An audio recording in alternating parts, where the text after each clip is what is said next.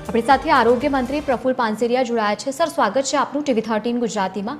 રાજ્યમાં અત્યારે જે પ્રકારની પરિસ્થિતિ જોવા મળી રહી છે અને કામગીરી પણ કરવામાં આવી રહી છે, શું વધુ પગલાં લેવામાં આવી રહ્યા છે, શું કહેશો?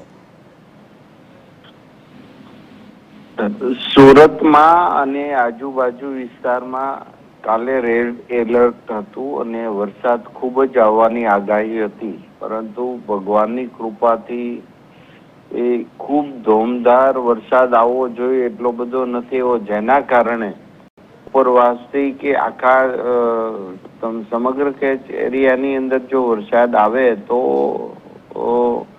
ખાડીના પૂર કે વગેરે સોસાયટીમાં પાણી આવવાની ભીતિ હતી। એટલા માટે આખી રાત મારી ટીમ, કોર્પોરેશન, પૂરા સુરતની, આખા સુરતમાં તમામ જગ્યાએ જ્યાં પાણી ભરાવાના પ્રશ્નો કે પેલું ખાડી કિનારે હોય ત્યાં ફાયર બ્રિગેડની વ્યવસ્થા, એનડીઆરએફની, એસડીઆરએફની ટીમ બધી તૈનાત હતી। તમામ ઝોન ઓફિસ, સુરત શહેરની મ્યુનિસિપલ કોર્પોરેશન પણ આખી નાઇટ ટીમ સાથે ટ્રેક્ટર, બોટ બધી જ વ્યવસ્થા કરવામાં આવી હતી।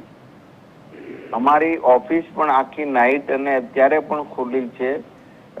એક પણ જગ્યા પર એવી કોઈ ઘટના નથી ઘટી જેથી કરીને કોઈ નુકસાની હોય કે ક્યાંય પાણી આવ્યું હોય। અત્યારે ખાડીમાં પાણી એના લેવલ પ્રમાણે ચાલી રહ્યું છે, કે બહાર નીકળવું કે ઓવરફ્લો થયું નથી। સુરતમાં અને ખાસ કરીને કામરેજથી લઈને વરાછા વિસ્તાર અને ઉધના લિંબાયતની અંદર જે ખાડીના પાણી આવે છે તેનું કારણ એક જ છે કે બારડોલી અને કામરેજ આખા વિસ્તારમાં જ્યારે 10 ઇંચ ઉપરનો વરસાદ પડે ત્યારે એ બધું જ પાણી સુરત શહેરની અંદર આવે છે અને પછી એ સમુદ્રની અંદર મળે છે, તાપીમાં ભળે છે। સુરત શહેરની એક એ પણ પ્રોબ્લેમ છે કે સુરત ઘણા શહેરોમાં શહેરનું પાણી બહાર જતું હોય, જ્યારે સુરત શહેરમાં ઉપરવાસનું તમામ પાણી સુરત શહેરના મધ્યની અંદર આવે છે અને પછી સમુદ્રમાં જાય છે। અને જે 10 ઇંચ કે વધુ વરસાદ પડે ત્યારે આ પ્રોબ્લેમ આવે છે। તો એ વ્યવસ્થા માટે તંત્ર આખી નાઇટ જાગ્યું છે, પરંતુ એવું કોઈ જ પ્રોબ્લેમ પડ્યો નથી। જી બિલકુલ સર, આપ સાથે જોડાયા તે બદલ આપનો ખૂબ ખૂબ આભાર। તો